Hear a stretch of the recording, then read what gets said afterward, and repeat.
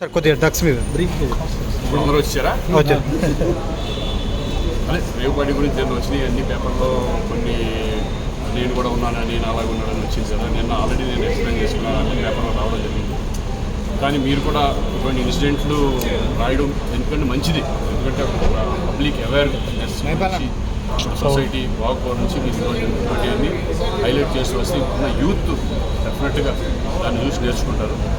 So ఒకటి ఏంటంటే నేను మీ ద్వారా నేను అనేది ఏంటంటే ఫేక్ న్యూస్ని మాత్రం ఒక పర్సన్ మీద రాయొద్దు అనేది నేను రిక్వెస్ట్ చేస్తున్నాను.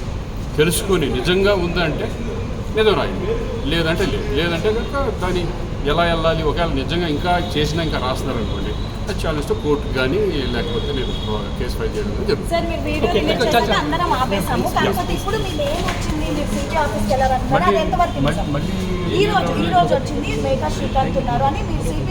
చూద్దాం, ఒకవేళ నిజంగా ఎవరన్నా రాస్తే నేను డైరెక్ట్ కోర్టుకి వెళ్తాను, కోర్టులో తెచ్చుకుంటాను, నేను ఫైల్ చేస్తాను. ఎందుకంటే ఏంటని తెలుసు ఎందుకు నోటీస్ వస్తుంది నాకు. ఒకవేళ అటువంటిది వాళ్ళు కనుక ఫేక్ కనుక చేయగలిగితే నేను పోలీస్ స్టేషన్ కూడా కంప్లైంట్ ఇవ్వడానికి రెడీ.